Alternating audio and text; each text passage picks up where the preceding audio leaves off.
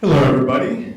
I'm Brian Murray. I'm the director of the Duke University Energy Initiative, and I'm very pleased to be the host for tonight's discussion with Dr. Sara Vakhshouri. Dr. Vakhshouri is the founder and president of SVB Energy International, which is a strategic energy consulting firm with offices in Washington, D.C. and Dubai. She has 2 decades of experience in the energy sector, focusing on global energy markets, energy strategy, energy security, and geopolitical risk. She has a PhD in energy security and Middle Eastern studies. She teaches a course in energy security at the Institute of World Politics, which I think we're a partner organization with, we being Duke University. And she advises a number of think tanks and organizations on energy issues throughout the world. Dr. Vakhshouri is also a senior energy fellow at the Atlantic Council and at the Oxford Institute for Energy Studies. So Sara, welcome to Duke University. You've had a very interesting path to this point. You started out as a journalist covering energy issues, and then I guess you probably at that time, maybe energy was just one of the things you thought you were interested in, but it's become your career. And now you're a highly sought after consultant, but I know you've taken a lot of steps along the way, and we have a number of students in the audience here, so I always like them to hear the kind of steps that an accomplished professional has taken to get to where they are. So please share those with us. Thank you for having me and for organizing this event. We had a wonderful discussion over the lunch with the student. And yes, I started my undergraduate in journalism, and then I was an energy journalist in an energy news agency, which made me interested in this topic. And then one day I just thought with myself, I want to learn more. And that's where I started to learn more on energy issues, and then changed my postgraduate. I went to more trading of oil and gas, and then international relations to understand the geopolitics of energy better. And then I did my PhD in energy security. And along the way, I was working while taking all these steps in the university. So I was very lucky to kind of the life will decide for you. And I was in the correct place as always. So, well, today's talk is energy security and the new geopolitics of energy. So let's start by you telling us, what do you mean when you talk about energy security? Sure. I take you all back to the First World War, when at that time Winston Churchill was the First Lord of Admiralty of the British Navy. And at that time, Winston Churchill decided to convert the fuel of British Navy from coal, which was supplied by the domestic coals of Wales, to oil, which was coming at that time from Persia, in order to have its fleet running faster than the German one. But now there was a new challenge created by Churchill, and British national and homeland security was dependent on the security of the oil that was coming from Persia at that time. And since then, for the first time, the concept of energy security became interesting and important concern for the countries, because it started tie energy and national security and homeland security of a country. And Churchill's response for that was the energy security lies in variety and variety alone, diversification of supply. But then we have this concept of energy security evolving, and now if you tell me what is energy security, my first question would be from which point of view? Because the energy security that was the concept raised at that time was a consumer's point of view, but now we have energy security, the perspective from producers, companies, so it's very much dependent on which aspect. Yeah, a lot of people interchange the terms energy security and energy independence as if one means the other. And for a long time, we're going to get into this a little bit deeper in a bit, but for a long time, the U.S. was anything but energy independent, but with a variety of sources, you could argue that they were at least energy secure. Now that's changing in both directions, but could you help kind of like parse out what you think is a distinction between those two? Yeah, so this is an excellent question. So there is a big distinction between energy security and energy independence. Energy independence for the first time was really raised and embarked in the United States. Very much different from the story of energy security. So by the time that we are talking about energy independence, the economy of the countries is also very much dependent on oil. So the countries have been moved from the security of their military or fleet to being economically dependent on oil. Their economies was dependent on oil. And in 1973, that we had the oil embargo, for the first time really we could bring an example that the oil producers used oil as a weapon against the economies of the consumers. The concept of energy security, energy independence was raised in the United States because for the first time, the sheer amount of U.S. dependency on oil and energy was exposed. So in 1974, the concept of energy independence is raised, but energy independence is different.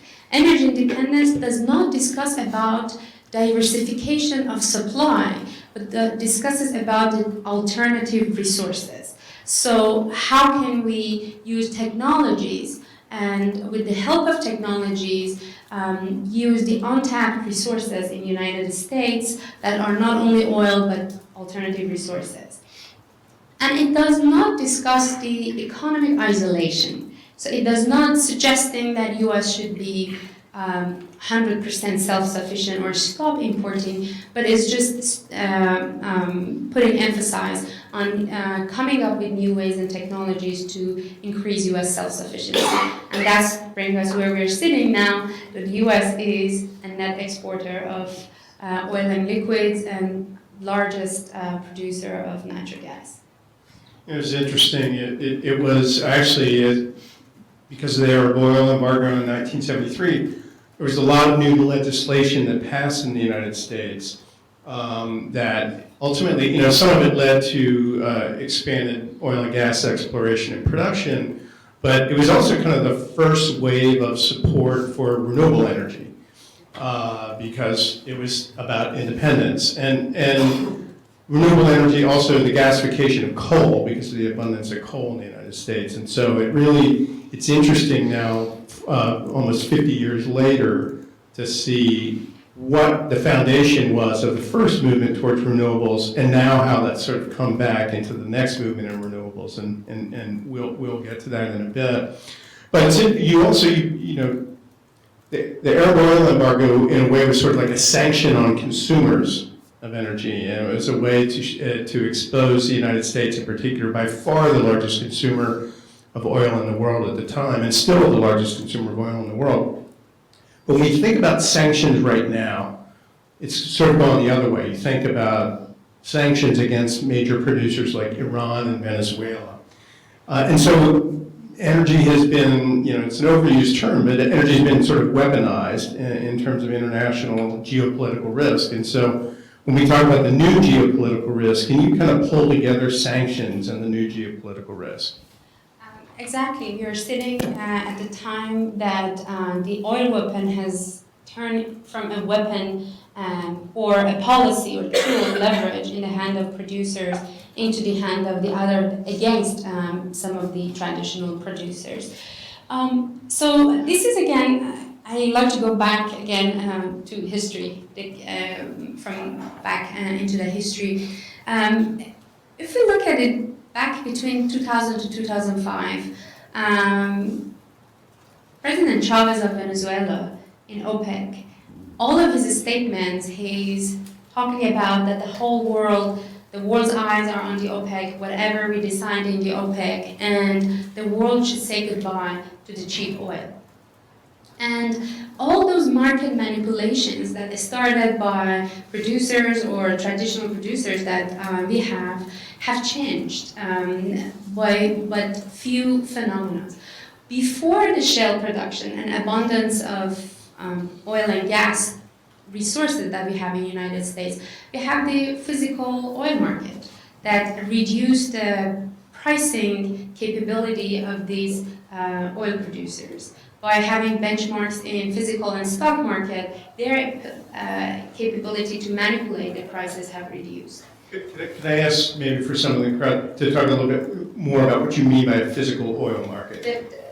The paper market. Mm-hmm. The physical oil market is the physical oil that, for instance, Saudi Arabia would put the oil in a tanker and selling it to US. Mm-hmm. But then by the formation of the paper market, mm-hmm. which is the stock market, the trade of the oil on the paper or the paper oil in the stock market have reduced significantly the possibilities for price manipulations and market manipulations by some of the producers. So this paper market would reduces the manipulations by having one cargo being traded in multiple times. Mm-hmm. And if you're coming to today, we have algorithms that are pricing the oil. An algorithm is even more rational when it comes to pricing than the time that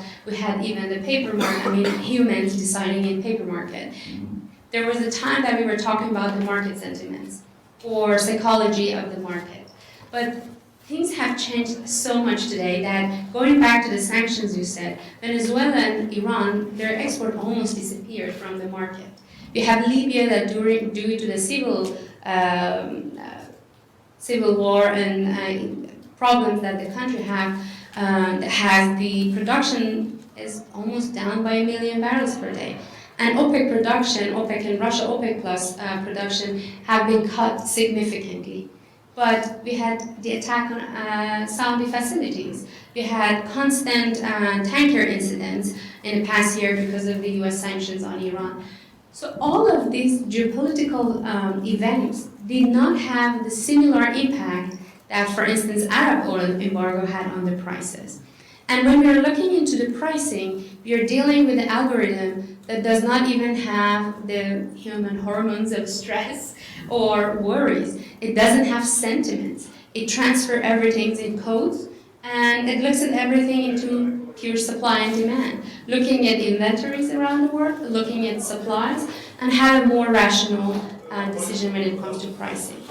We just have a much more liquid oil market now than we did back then. It was less dependent on bilateral transactions between buyers and sellers and more between a much more richly integrated market. So did the sanctions, did they have their effect? I know Venezuela's oil production is just absolutely plummeted, but there's been a lot of contributors to that, I think. And Iran, it's been, talk about each of those and what effect they've had. Well, I could say that, especially at the current time, the sanctions were very effective in reducing the two countries' export. We might have some levels of sanction circumventions, they might coming up in some ways, some cheating might happening, but if you look at Iranian oil export from 2.7 million barrels per day before the sanctions started, or on average 2.5 million barrels, they are now down to a couple of hundred, or if you want to go with different sources, between 200 to 500,000 barrels per day. It has been significantly effective on cutting out these oils out of the market, but on the other side, not having the prices increase. So yes, we have a market that is oversupplied by both oil and gas. And when we are looking at markets, and when we are looking at the prices, the market shows reactions much more to demand factors that are interrupting demand than factors that are interrupting supply. Because we had all those tanker incidents, we had Iranian General Soleimani being killed, we had sanctions, we had Abqaiq attack, and none of them forced the market into the shock. But now, because of coronavirus, that there is a prospect of demand interruption, the prices have been even lower than 60s or like 50s and something, or a U.S. China trade war. at the time that the market was worried of recession or. Yeah, I mean, that is the one thing. It's, you know, I'm sure there are several economists in the room, but, you know, when you think about the fundamentals of supply and demand, that does seem what's changed about the market the most in the last few decades, is because, like you said, the coronavirus has pushed down the price of barrel $10 this week. And when Soleimani was, well, I mean, even probably more significantly, when the coordinated drone and missile attack on the Saudi facility in September happened, there was a quick hit on the oil prices, but they recovered like within a day, and they returned back to the mean, and boom. Even the price rise after Abqaiq attack was not like a shock. The prices did not increase 40 times more, 20 times more than we had before. So we see that the market does not show any sensitivities toward geopolitical issues anymore. And we also see that on the supply side, the OPEC and OPEC plus, OPEC and Russia's decisions also does not have enough impact on the prices. I mean, to increase the prices, it might have impact in preventing the prices to lower, because if maybe there are news that OPEC and Russia are not going to cut back anymore, or the deal is broken, maybe the prices go lower. So the impact might be preventing the prices to go lower than what it is, but it does not have impact on going higher. But the market is highly sensitive toward demand. Yeah, I was reading an article earlier this week put out by the Atlantic Council, an organization that you're associated with, that expresses the opinion that there might be too much overconfidence in the stability of the oil market, that because the market responded to these two supply shocks so quickly and, you know, and it returned it to stability so quickly, that we generally might be under the impression that oil markets are just stable from here on forward. And so what are your thoughts about that? I do agree, because when we talk about geopolitics... I'm sorry, you do or don't? I do agree, because we should look at geopolitical issues case by case. It's hard to generally talk about it. But, for instance, the Abqaiq attack happened on a country like Saudi Arabia that holds most of the spare capacity in the market. But there might be a severe, let's say, attack somewhere or incident that the market prospects from return of that oil is much harder. So we have to obviously deal case by case. I do agree, like if there is, let's say, if Saudis were not capable of returning the capacity more than within 30 days, we might have seen larger impacts. But what is obvious is that significant amount of oil in the market, both in the inventories, the prospect of growth, that every year we have a growth prospect on the supply side. On the other side, the demand is not catching up. Mm-hmm. So if we do not have a scenario of a significant breakout of supply for a long amount of time, then what we're expecting is that the market would not show reaction to such events. But again, I mean, we cannot predict. The other thing is the U.S. election. We have candidates that they are looking into banning or putting limitations on fracking. If this happens, if you have the next president in the United States, that the trajectory of the market from shale production, today's production, or its growth has been changed, then again, we're going to have different market. Yeah, that's great, because that's the next thing I wanted to talk about. I wanted to kind of bring it back home to U.S. production, and you've alluded to this in your comments thus far. For some of you, it might be surprising to know that the U.S. is now the largest oil producer in the world. And it's always been in the top 5 for a long time, but is doubled its production in the last decade or so. And even to the point where we are now net exporters, which we still import a lot of oil because heavy crude, you know, our refineries are set up to use heavier crude than we actually produce in the United States. So we still import a lot, but we export more than we import. So what does that mean? You know, this gets into the geopolitics. You know, it's connecting the markets to the geopolitics. Does this mean that the U.S. has a lot more leverage in geopolitics than it did before, when it was a larger net consumer of oil on the world market? Obviously, there are many people arguing that U.S. is still importing oil and the oil prices are globally. So if the prices outside of home is increased, the domestic prices will increase, obviously. There is no doubt about that. But just the fact that U.S. production have reduced the global prices, that has an impact. And the other thing is that if you look at Iran and Venezuela, both are producing heavy crude oil. And we have like about 2 million barrels of Iranian oil, about 500,000 barrels of Venezuelan oil almost out of the market, or more, depending again on which source you're going. But the prices of gasoline inside US did not increase. The prices of global oil did not increase. So that's US effect in the whole market. Also, we always talk about oil, but US gas is also very important. US LNG production raised 65% from 2018 to 2019. And this was about half of 50% of global LNG additional capacity. And US surpassed Malaysia and now is the third LNG producer after Australia and Qatar. So US LNG also has a very important role. US LNG export to Europe, which traditionally was dominated by Russia, has increased and is expected to increase even further. On the other side, if you look at countries like Russia, which we know the history of relations with US and Europe, Russia's federal budget, 40 to 45% of that comes from gas export. And having US LNG go to China, to Europe, and Russian share of exports being reduced or market share being reduced, these are all effects of shale production and obviously are foreign policy leverages and political leverages for US. So what does all this mean for China's role? Because now China is the second largest consumer of oil in the world, and they have great ambitions associated with their Belt and Road Initiative to expand development and expand their political influence as a result of that. So does the U.S. position in the global market, how does that affect U.S.-China relations, if at all?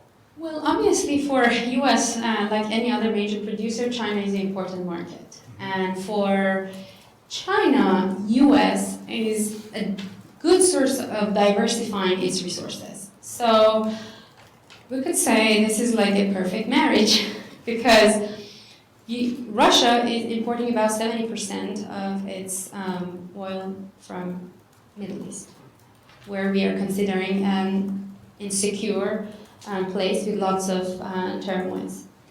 So for Russia also, in terms of energy security, it makes sense to look and rely on US both natural gas and oil. And if you look at it, US regulation is in a sense that Chinese companies can have investment in US. So they can be stakeholder on the oil and gas that they're bringing back home. But they cannot do the same, let's say, in countries like Iran. So what I believe is that the ongoing the trade negotiations is kind of a war before marriage, because the two countries need to reset their trade relations. But for both countries, there is a need in each other. They need each other. One of the largest natural gas, and US produces more oil than Saudi Arabia now. And on the other side, China's demand is very important for the US market. But on the other side, we can see Russian reaction to these, and the power of Siberia, the pipeline from Russia to China, even though it's very expensive. It was completed in December. It's a very expensive project, and many are debating that this is not really like economic, but it's very interesting to see that how Russian foreign policies pivot from its traditional EU market to Asia and to China, which has a significant demand.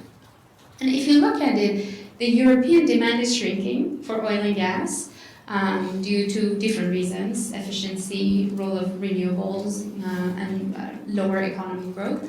But Asia, particularly China and India, still are heavily maintaining their demand. If coronavirus is somehow we are passing that, but the demand and the market in China is important, and we see that how Russia is investing, and also you mentioned sanctions. The sanctions on Russia because of Crimea have made Russia to come up with new pipelines like Nord Stream 2 or Turkey Stream to bypass Ukraine from sending its gas. But we could say China is a very important market that whoever produces a lot of gas or oil is looking into it. And the Russian sanctions, what have the impact of Russian sanctions been on Russian production of gas? Like, have they been deeply embedded, or I'm sorry, deeply affected by the sanctions, or have they just sort of moved it around, like you said, to China, completed the pipeline, and they're cranking away? So the sanctions were not on export, like in the case of Venezuela and Iran, but the sanctions are mostly targeting the production side and especially production growth. Mm-hmm. So having access to technologies or investment for expanding its production capacity, this is what limits Russia by sanction. Mm-hmm. So you mentioned LNG, and you mentioned, we tend to think about, well, the reason we tend to think about the geopolitics of energy in terms of oil is we've been sticking oil on tankers for decades and decades and decades, almost really a century now. And natural gas used to just be, it was a local commodity. We extract it in one place, and we could build big pipelines to pipe it all over the place, but we typically didn't ship it to markets, but that's all changed, particularly in the last few years. So about a decade ago, there were a lot of companies that were seeking licenses to build LNG terminals in the United States and U.S. ports for export. And by the time they got those approved, they just kind of sort of figuratively turned the spigots the other way, and for imports. The expectation was it was going to be imported because natural gas was costing about $12 or $13 a million BTU back then, and now it's $2 a million BTU. So that means you want to get rid of it. Or sell it. And so that's really changed the dynamics, as you said, of the global market. It's also created something like a global spot market for LNG, which is just, again, was sort of unheard of. That seems like it's a good thing for the market, but for some exporters, and for some who want to actually build these export terminals, it's challenging because the spot market is taking over the long-term contracts. And so if you want to get financing to build an export terminal, you usually have to show the bank or an investor that you have a book of orders at a certain amount for a certain period of time, and now it's becoming more reliant on the spot market. So have you seen that affecting investments or the movement of gas throughout the world in any appreciable way? Yes, obviously. So if I want to make a distinction between natural gas and oil market, one is very immediate. So you buy a cargo of oil, you transfer it, and the deal is done. Maximum, you can have 6 months or 1 year term contract for supply and supplying crude oil from some country. But natural gas is different. It's a very long-term commitment. And we just spoke about Power of Siberia, which is 30 years of commitment. So the nature of gas transportation, which is either done by pipeline or LNG, has been created at a very long-term commitment of at least 20 to 25 years or 30 years, which it has a really different dynamics, and it's like a partnership. You're not going to, Iran has a lot of gas, Saudi Arabia needs a lot of gas, but there's no pipeline or any gas relation between two countries because Saudi Arabia could not rely on Iran or even on Qatar to look at it as a partner. So it's a really different dynamic. Even the pricing of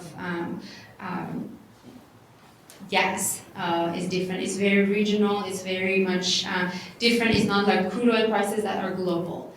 Very much depending on the proximity to the source, the type of transportation, and also, pipeline versus LNG, and also the price formula.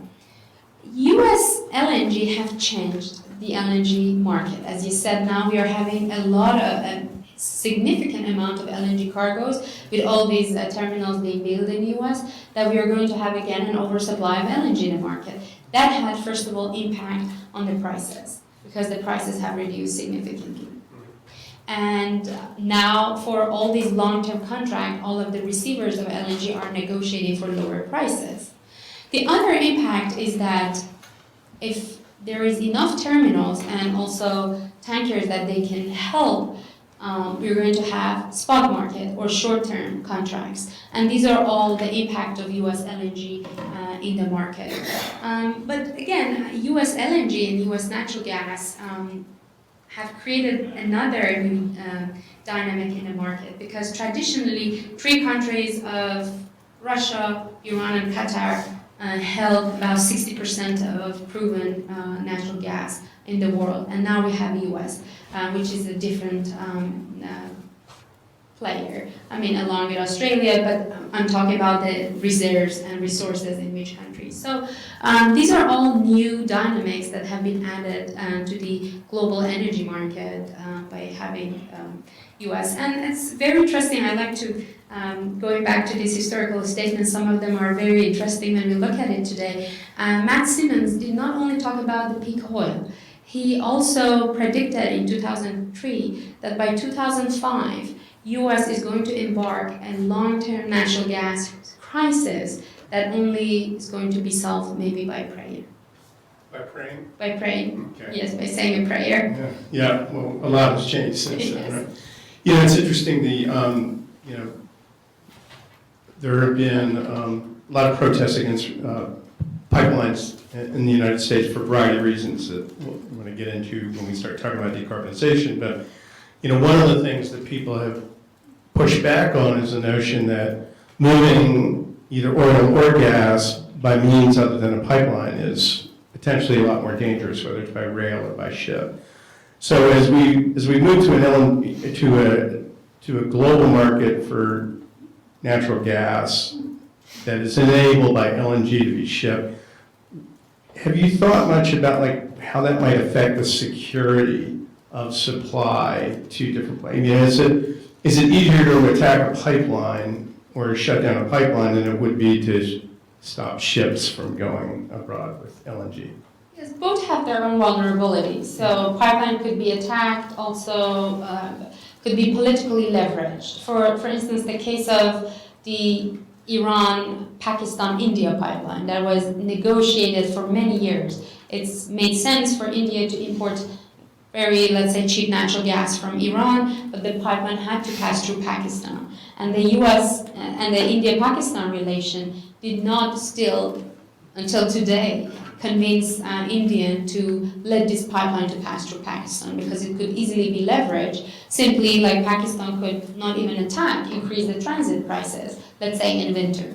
So the pipeline has its own vulnerability, but LNG also has its own vulnerability because all of these LNG tankers and vessels are passing through the waters and choke points and could be attacked at any time. And that's why for major consumer of natural gas, like China that we discussed, it's important to diversify their resources from US because it's different destination. Otherwise, if you look at US natural gas, even though if it's very cheap here, the Henry Hub prices, they just fell below $2.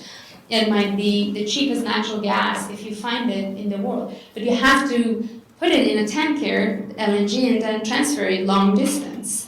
So always, it could be hard for US to compete with other regional suppliers. But just the fact that US energy supplies come from different routes, and it's, as you could consider, safer a route or a safer source, it makes sense for major consumers, let's say like Japan or China, to have access to US LNG resources. Well, let's turn to the 800-pound gorilla in the room, which is energy transitions, which of course mean a lot of different things to different people and to different locations. But I really want to talk about that being driven by concerns about climate change and decarbonization. So scientific community, Intergovernmental Panel on Climate Change, many, though not all politicians, are calling for an essentially kind of net carbon-free economy by the middle of the century, which really kind of flies in the face of a lot of what we've been talking about here in the dynamics. In 2018, globally, energy consumption grew by nearly 3%, which is the fastest growth in a decade and 2 times the previous year's growth. Fossil fuels, meaning oil, natural gas, and coal, account for 85% of global energy consumption. So given where we are right now, how likely is full-scale decarbonization by mid-century in your view? It's very hard for me. I don't have a crystal ball for you to predict it, but it's very much region-based, region to region or country to country. But there is you could say, like overall, a global move toward that side and global commitment, especially among the decision makers. Countries like China, that once we were thinking that they would only think about profit or what makes sense financially for them to decide. We have Chinese President Xi under his term, the decision that making the Chinese skies blue again. And this had a significant impact both on the demand side, because China was burning a lot of coal. Now they're looking into natural gas. So you can see a huge shift of demand from coal to natural gas, but also on climate issues. Or Prime Minister Modi in India that now is pushing for substituting the wood or biomass for heating and cooking in India into gas. So all of these decision makers' visions and ideas for moving their countries toward alternative sources of energy that is producing less carbon or less greenhouse gas emissions are all important. But still, there is not an excellent answer. Any like if you look at natural gas to like windmills to like solar, they all have some sort of waste at the end of the day to be considered. Like now many are looking into U.S. Wind industry, wind generation industry that is pretty young, but the concerns over recycling and storing all these blades from the windmills, what is going to happen. And we had Saudi minister maybe last week in a speech, he said, you're going to export our oil to your country. If you don't want it in terms of oil, in the shape of oil, we're going to send it in as materials for renewable energy. So there is still going to be a need for oil as in petrochemicals and plastic, and still there's not a perfect answer for substitution that is really excellent for environment. Yeah, I mean, I think in the U.S. sometimes when we think about energy transition, we immediately think about electric power generation, which has changed pretty significantly in the last decade, from a movement towards a heavy reliance on coal to a much heavier reliance on natural gas, but also to, you mentioned wind. Wind is now about 8% of the power generation in the United States. Solar is getting close to 2%. So we tend to think of that. We see some dramatic changes happening. But in the transportation and the industrial sectors, it's really quite far behind. You and I were talking earlier about this, and you do a lot of work in UAE and in other, kind of advising countries too, and often, I think that's what you're saying, that when they talk about an energy transition, they might be talking about the movement from from oil to gas, and so they aren't necessarily thinking they would see that as a decarbonizing movement, but not as a carbon-free movement. So do you want to say more about that? Of course. I'm really interested in UAE, especially in Saudi Arabia. Among all the countries in the region, they have we could say, compared to the other ones, aggressive energy transition plans and vision and strategies for their, what we could call it, a grand energy strategies. Something in UAE that is interesting is that they do look into, and Saudi Arabia, both into solar, into nuclear, but natural gas is going to have an important role as well too. But something that they start looking, that I like to emphasize on that also, that we sometimes tend to forget, is demand management. So now UAE introduced a whole demand management strategies and plans for increasing the efficiencies. You know that all the buildings in UAE are covered with glass. It's pretty hot, so if there's no electricity and AC for a minute, so from codes for building to all their imported appliances, they're looking into a very significant and aggressive demand management plans also to help shift the demand for different or certain types of energy and also into a more efficient way of producing energy. And also in these countries we have issue of water desalination, which is highly energy intensive and takes a lot of electricity for water desalination. So water management and water demand management could have really important impacts for energy consumption. Yeah, I don't know if you've been following, so I think we've been talking a lot about state-owned enterprises, but like multinational companies like Shell and BP also, making declarations to pretty radically change their mix. And I don't know if you follow that, if you have any thoughts about their goals that they state.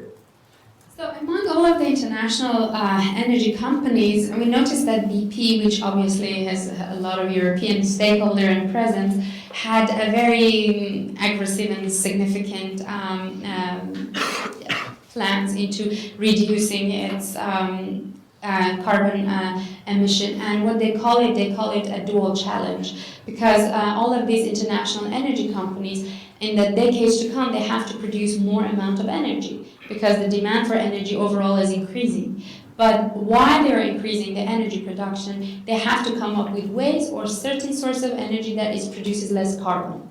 So they call this a dual strategy. But most of the major energy companies, they all have in their strategies looking into a future with producing less carbon. But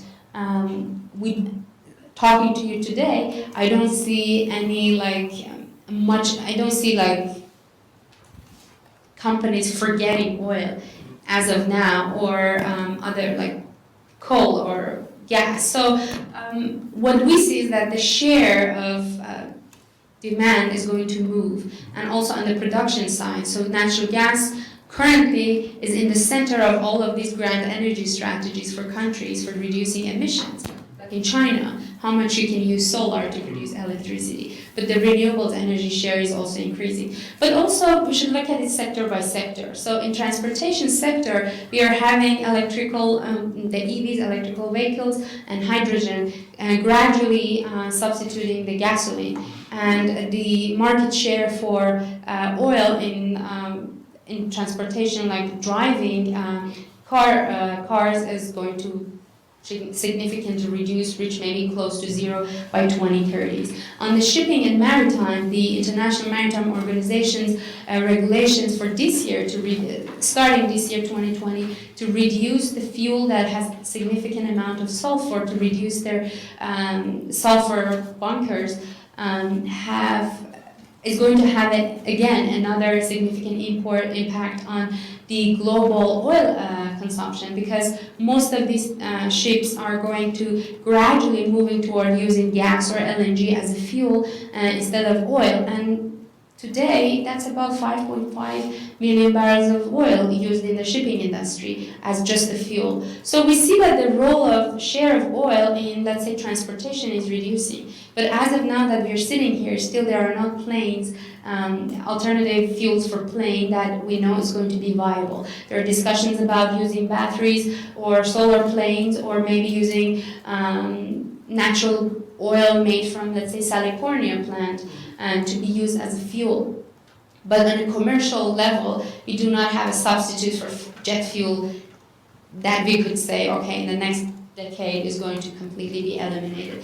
And the other thing is the plastic still, the hard plastic and the petrochemical, whatever is made in petrochemicals, cosmetics, medicine, and many other uses that we are having from oil in terms of petrochemical steel are going to remain. And again, if you look at the energy security plans for countries like Saudi Arabia, for the security of their demand, to secure their demand and market share, they are putting a lot of emphasis on petrochemical now.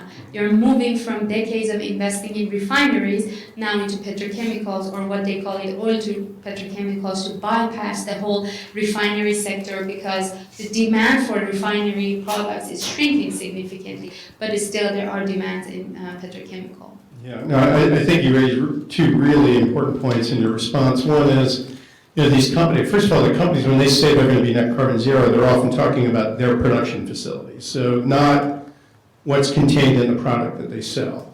So that, and then they're thinking about products that they sell that won't lead to emissions as well. So I think they're thinking in both their operations and their demand. And the demand issue is a longer term situation. Their operations issue is something they can actually get to right away. The other point that you have raised kind of throughout a number of your answers is, especially when we've been talking about decarbonization, is we tend to get fixated, if that's not too strong a word, on like what the greenhouse gas consequences are, but it's a much richer set of consequences, even environmental consequences with the choices that are being made. So you mentioned bunker fuels, right? That's a really significant local, it's a local pollution problem, especially when it comes into ports and affects local populations with the particulate matter. So I think, it's always great to have somebody who's an expert who's thought about a lot of different dimensions of the problem, because many people who are drawn to interest in issues like this are looking at it through a single lens. And I appreciate you bringing the rich complexity of the issues to the fore here. So we have some time here for questions from the audience, and so I would only ask that if you have a question, that you identify yourself and then ask your question. So yourself and your affiliation, if you would. So do we have the ability to use microphones and pass them around? We have two up here, so. We have another microphone. Okay. Right. All right, go ahead. You can have mine. Appreciate it.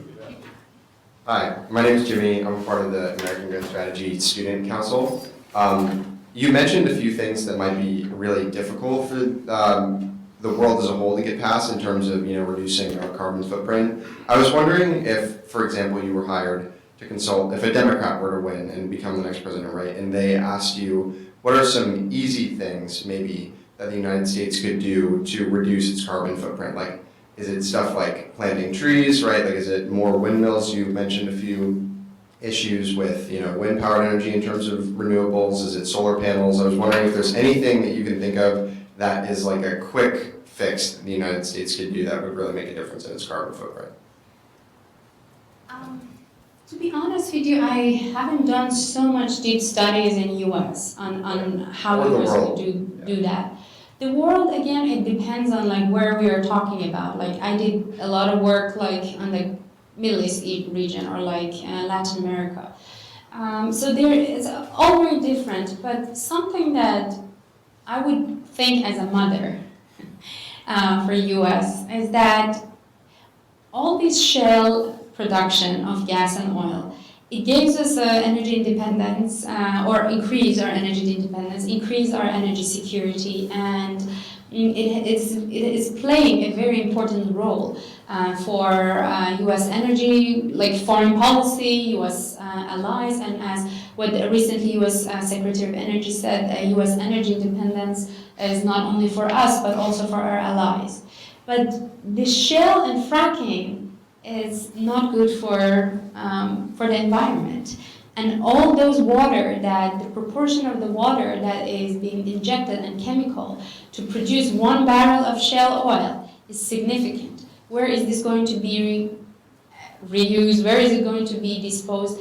So, like I'm a mother, so if I want to look at about the future of my country as a land, again, politics is different, energy security is different, energy dominance is different, energy leadership, these are all important. But if I want to look at it as a sacred land, as our land, what I see sometimes I get terrified.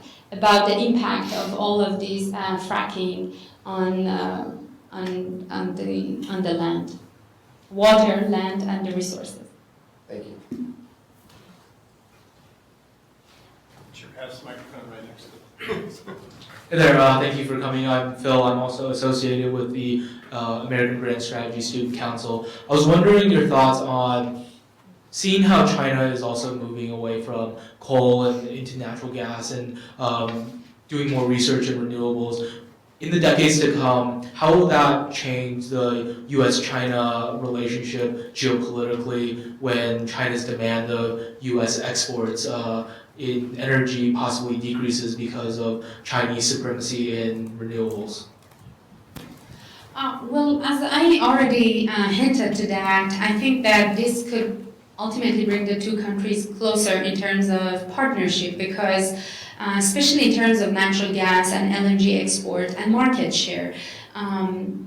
Currently, if you look at the statistic, U.S. export of LNG and crude oil overall has increased to China. There has been times or tariffs on U.S. LNG due to the trade wars or due to the ongoing negotiation that have been increased or created hiccups in U.S. export to China. But overall, if the terms of trade are shaped in a way that the both countries are benefiting or not losing in the long term, I think it's going to be a very important partnership.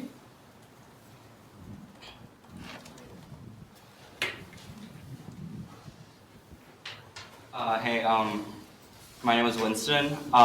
So as you probably know, the Middle Eastern oil-producing countries are in a very interesting intersection where in the next few decades it wants to maintain its kind of hold on oil production, but on the other hand it's also facing increasing pressure to be a part of the climate change solution. So I think a lot of us will agree that carbon capture and sequestration and other low-carbon technologies will be part of the solution, and we already see Middle Eastern countries making investments in these technologies. What are some other concrete steps that you see these oil producers in the Middle East taking to kind of advance its position and using the oil wealth it has to kind of push for these technology adaptation? So again, when we talk about Middle East, is made of many different countries, and they are so different from each other, both from their resources, their policies, and their economic conditions, that I cannot talk Middle East as just a whole region when it comes to this issue that you asked. There are countries, again, like UAE or Saudi Arabia. Saudi Arabia just announced a significant amount of investment in unconventional gas. They're looking into increasing natural gas share in their energy mix. They're looking into nuclear. They're looking into solar energy. Same as UAE. There are countries, let's say, like Iran or Egypt, that they're dealing with their economic issues, and they cannot really, there's countries like Iran that is really day to day. It's like, how can we survive? So it's very dependent on which country or which case we are talking about. Yes. I can just speak loudly. Hi, I'm Caroline. I'm part of the AGS Council as well. I was wondering, what are your thoughts on the role of nuclear power in terms of shifting energy production? Is it a viable, not necessarily a final solution, but maybe a transition? Just given that France seems to be doing well with 75% of its power coming from nuclear, what are your thoughts on it? So we know that after the Fukushima disaster, the role and the share of nuclear started decreasing in many countries, including Japan's energy mix. But now that there are this new smaller reactors coming out, new technologies that are said that they are safer than the larger reactor. We think that they're going to have an important role, especially in remote areas that is hard for that area to be connected to the grid, like communities or areas that makes it more viable to be dependent on smaller nuclear reactors. But in the Middle East, again, countries in the Middle East that are looking into to energy transition, and they're looking into nuclear as perhaps a good source of producing electricity or a more reliable way of having uninterrupted electricity supplies. If I could also chime in on that, I mean, one of the things, Sarah was referring to small reactors, so there's small modular nuclear reactors are sort of like the next wave of technology that some have heard about the support that Bill Gates and his fund have put behind it. But there are a couple of good-sized firms in the U.S. that are developing sort of test cases. They're going to be putting in a new small modular reactor power plant in Idaho in about 3 or 4 years. So one of the advantages of that, and it's supposed to be less expensive and less dangerous, and it's basically broken into these small pods. One of the advantages of that is it might be a more effective way to integrate renewables into the rest of the grid, because one of the challenges with renewables, of course, is that they're intermittent, and we talk about battery storage and things like that. Well, that has some scale limits. But to be able to dispatch electric power when the wind stops blowing and when the sun goes down with a carbon-free source is probably going to be one of the largest uses of nuclear in that capacity. And that's in the United States that is changing its system, but in other places where they're expanding their system, it could be the new capacity that is created to hit baseload as well. So, yes, sir. I'm John Foreman. So my question is, do you foresee over the next 10, 20 years a significant increase in carbon-based energy because of political reasons, like carbon tax, something? I mean, do you think there would be a change? Say an increase or a decrease? Do you foresee an increase in carbon-based energy costs, like carbon tax, or especially in Western Europe and the U.S.? Yes. So Western Europe has a carbon price already. It's not in the form of a tax, but it's part of a tradable permit system there right now. So, and China actually has a pricing system that's operated at the subnational level, and it's coming up to the national level now. So a big question is really whether the United States will pick something like that or do it. I don't know if in the Middle East, which is a lot of where your expertise. Saudi Arabia started working into policies for this taxing or pricing.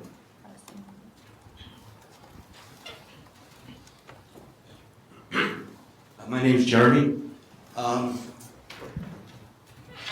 Russia has built a gas pipeline to Germany, and we are exporting LNG to Europe, and I don't know if any of that goes to Germany, but why would Germany accept that, and what's the implication for that in terms of national security?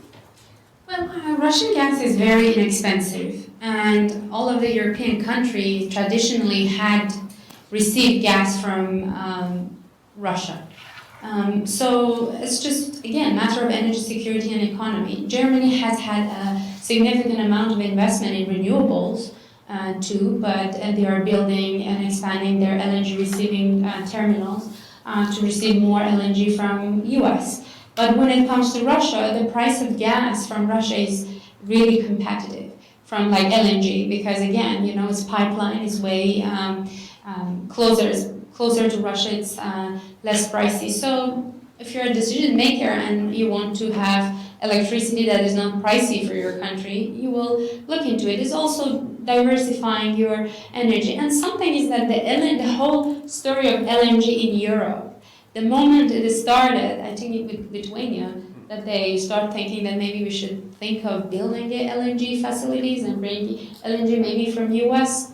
The moment they thought of LNG, they start receiving big discounts on the gas that was coming from Russia. So it's a leverage. So when you are importing gas from different sources, you keep leveraging them against the other one and getting discounts. In Germany, actually, is decommissioning all of its nuclear plants as well. So as they're increasing the amount of renewables, they're also getting rid of nuclear, and so the gas is picking up the gap.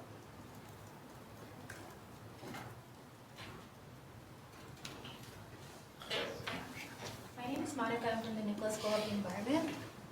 So in this landscape of an LNG buyer's market, how do you see LNG producers change their strategy to secure firm offtake?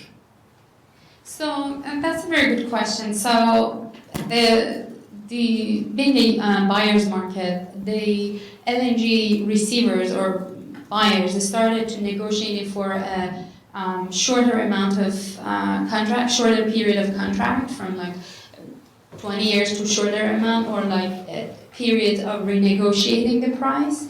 The prices are also significantly reduced, and when we talk to LNG providers, they tell us that whenever the price of oil is lower, everybody wants to have an oil-based formula. Whenever the gas is, so they obviously, I would say, at the end of the day, it goes back to the prices. It's just bargaining for lower oil prices and lower gas prices.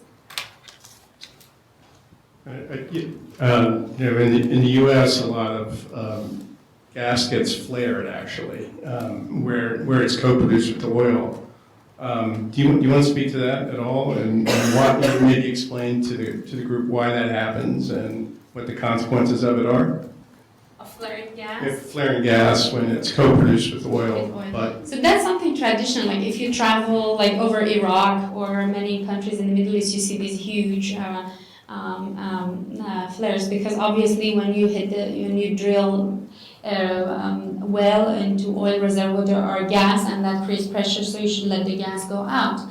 There are some countries that they're capturing that gas and refine it or like reuse it, at least in their utilities, because you can capture that gas and produce electricity for the whole, again, as a utility of that field. And there are countries that they're just burning that, and that creates.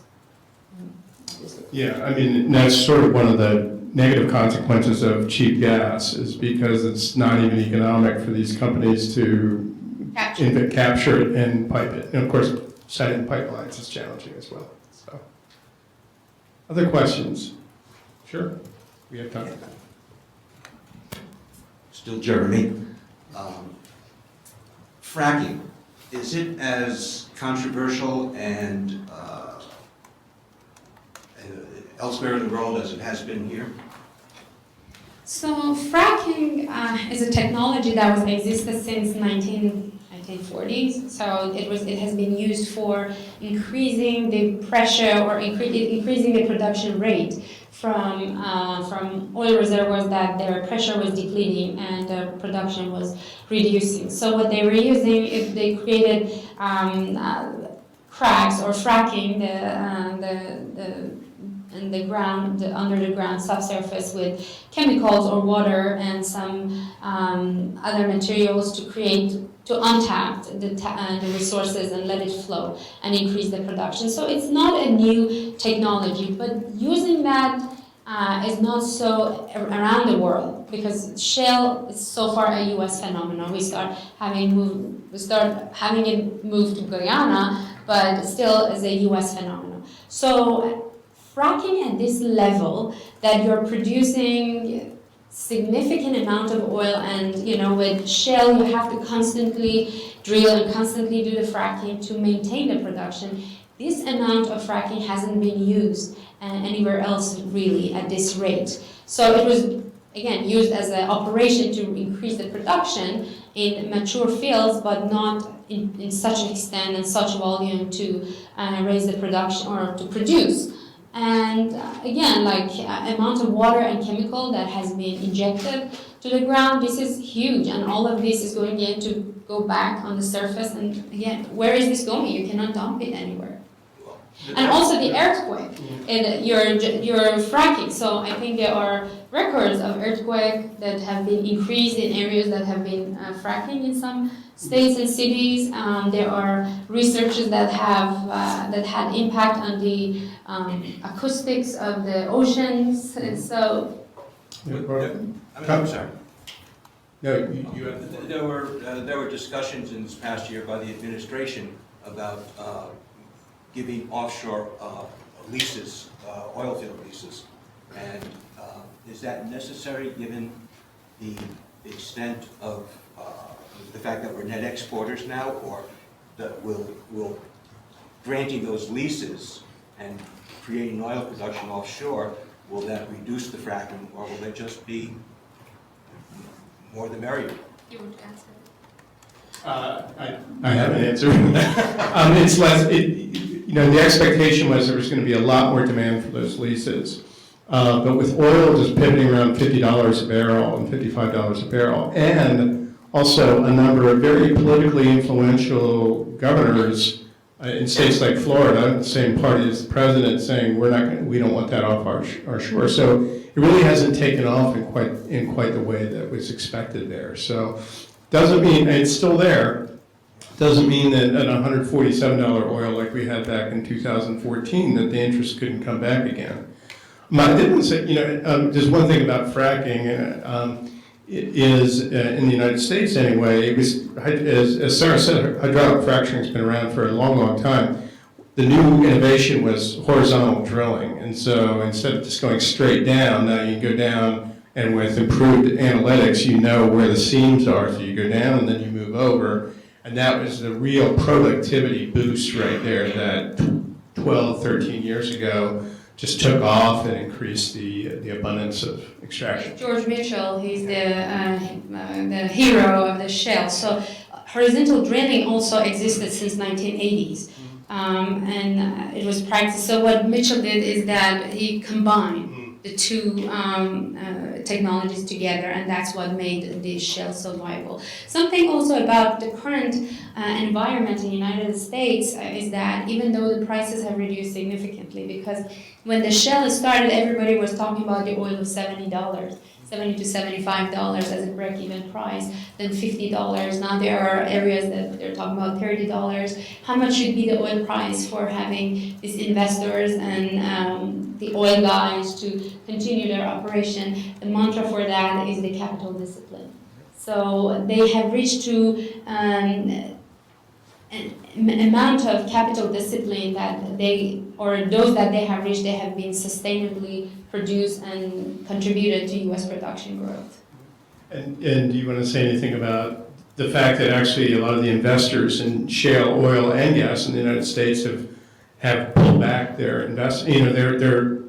They essentially have been putting money in it for the last decade or more, not, the spending has been higher than the revenue for over a decade, and so the capital is starting to flee from the fields, and it's the kind of the major producers who are going into places like the Permian Basin in Texas and buying up the leases from those that were owned by like private equity firms. Exactly, but that's the game changer because the larger producers have a higher risk tolerance for the prices, and that also, or their access to technology or investment is way different than like those small initial investors. Right. The independence, yeah. Sure. There's something that we did not discuss, now we have time. It's energy access. Mm-hmm. And as part of energy security, we are talking about energy access a lot. And for here students, I know there are lots of initiatives that they are looking into energy access, a lot of hype and excitement about increasing the energy access in areas that, let's say in remote areas in India or especially Africa, to have access to electricity, or for all these climate change issues, to changing some of the habits of society. And that's my worry number 2, is the social impact of changing habits and lifestyles. It's one thing from you deciding to change your car from a car that runs by gasoline to a car that runs by electricity. But it's something that you're forcing villages that for centuries have been cooking on wood or using dung to cook on gas. Or they never run by electricity now to have electricity. And what I feel is that working on the ground with, especially in villages in India, is that if you push all these villages in India, I'm not against energy access, or I'm not against everybody cook on gas or electric stoves instead of wood, but is that there has been a significant rejection, because in these villages in India that now India decided to substitute LPG and gas and giving them incentive to cook on gas. The first reaction is that, sorry, our husband tell us that the taste of bread is not as good as The bread that we cook on the wood is more delicious than on the stove, on the gas. But the second thing is that the economy of these societies, how much food they're going to eat before and after, changing their cooking habits, or if you're adding in electricity, is it really working? How much really the dung that they were using for heating is going to create carbons, or changing that lifestyle is going to help the environment. But what is that social impact? So I think for any of you that you're working, or one day you're going to be a decision maker in the areas of changing a demand, by changing a behavior in certain communities, you should for sure know that communities from close and know what would be the social impact. In India, if all these rural areas that have been sustained on gas, on wood and dung, now you're making them to use natural gas that is coming from outside. First of all, you're increasing overall natural gas demand of India, which is coming from outside. So if you're a prime minister today, because it's a good policy you decide this, but the next prime minister, what if the prices are high? You have to sell this gas higher to these villagers that their economy doesn't allow them to buy. Or what if this gas is interrupted? Are these people in villages going to rise again? So I think, but this abundance of energy production, oil, gas, or if you're companies that produce any source of energy, there is this urge for creating demand. Sometimes in the quotation of climate change. And what I feel is that this extra demand that is being made for energy access, it could be very good for societies, but it could be very harmful for societies. So we should be very careful about the social impact and overall demand of a country when we're looking into energy access. Okay. Does anybody have any questions on that point? Because I do if you don't, but I'd rather hear from you than from me. What could you talk a little bit about then, is it really forcing demand on, or is it a matter of the villages? You use the word reject, which resonates with me, that a lot of the villagers are rejecting these products that are being either offered to them for free or for a very low price because they want to go with their conventional product. And then what it means is the uptake for these programs is going to be pretty, these programs are not going to be effective because you think that the only thing, you think that those who were in a position to adopt want what it is that you think they want, but you don't know the situation. Exactly, because we're sitting here so remote. So in case of LPG for villages, like I have been to many villages in India, the villages are pretty basic life. You might think of it as a poverty, but they're enjoying their life. I mean, I'm not against having electricity or the life like the life we have in villages. But the life is pretty simple. A woman will go in there's no deforestation. They're not cutting trees, so we cannot say, oh, they're destroying the forests to make, perhaps as much as tree was destroyed for my home to be built, is not going to be destroyed for people in one village in India to cook food. So they're collecting branches of trees for cooking, or they're producing dung, which is from animal waste, which is very self-sufficient. They have cows and then use their waste to produce fuel. And for centuries they did this. For centuries there was no air pollution in the world when they were cooking. And they're not polluting the air as much as industries do, But now we're telling them use LPG, we give you the first cylinder for free, the second one for half off. They tell you, well, the bread is better on the wood. We're not eating meat, so we don't need flame of gas to cook. But also, how do I pay for the third one or fourth one or fifth one? In Africa, we talk to communities. I remember I was so excited to go talk to African communities and I say, I'm your angel savior coming and wants to bring electricity. And they're like, again, another ignorant person that came to talk to us about electricity. We don't want electricity. Not that we don't want, but solve our water problem. We want water. Are you bringing water desalination to my village? That's more important for me. Or the people in the village would tell me, we are a fishing community.